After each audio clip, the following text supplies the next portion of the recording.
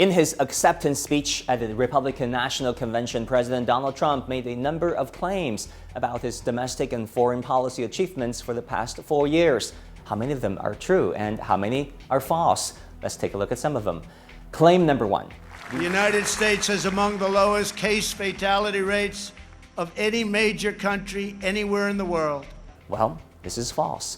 The fatality rate of the United States is currently around 3%. That rate ranks the U.S. 51st out of 170 countries, according to Johns Hopkins University. Among the 20 most affected countries right now, America's fatality rate ranks right in the middle, higher than those of Bangladesh, India, South Africa, and Iraq.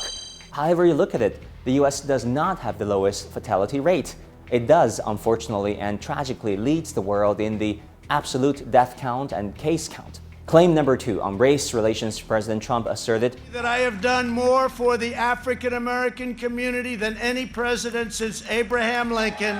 Well, President Lyndon Johnson signed the 1964 Civil Rights Act, which ended segregation in public places and banned employment discrimination based on race.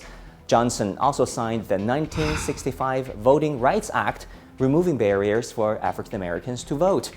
President Harry Truman desegregated the military using an executive order to bypass a Congress dominated by supporters of segregation in the military. Many historians would argue that those legislations have had a longer lasting impact than any executive order or bill President Trump has signed.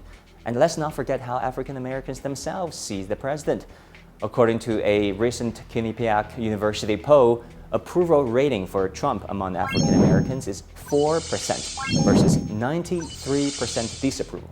Claim number 3. On energy, Trump said, we will greatly expand energy development, continuing to remain the #1 in the world and keep America energy independent. Well, this is partially true. According to the Energy Information Administration, the U.S. surpassed Russia to become the world's largest producer of natural gas in 2011.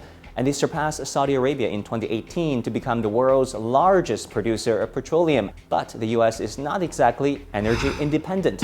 In 2019, nearly half the oil consumed by the U.S., about 9 million barrels per day, was imported. Claim number 4. On the economy and jobs, Trump said, over the past 3 months, we have gained over 9 million jobs, and that's a record in the history of our country.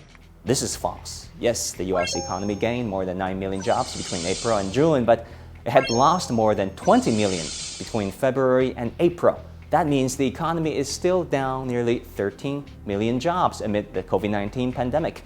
Also, many of the jobs gained were people returning to work after temporary layoffs. Claim number 5. On China, Trump said, Washington insiders asked me not to stand up to China.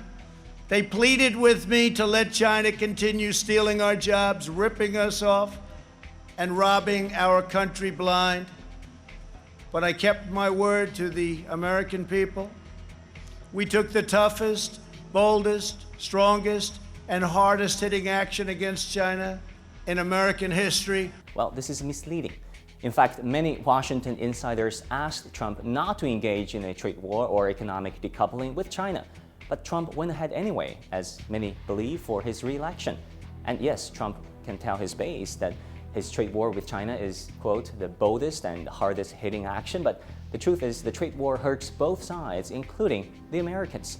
Tariffs are taxes that are mostly paid by American farmers, retailers, manufacturers, businesses, and consumers.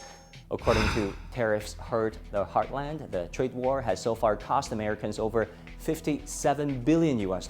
That is $810 per second. Most estimates show that Trump made over 20 false assertions during his acceptance speech. But the question is, does that even matter? 4 years ago, Trump commended his base not by sticking with facts every single time, but by evoking strong emotions with sometimes unsubstantiated claims. Will history repeat itself? We will find out soon.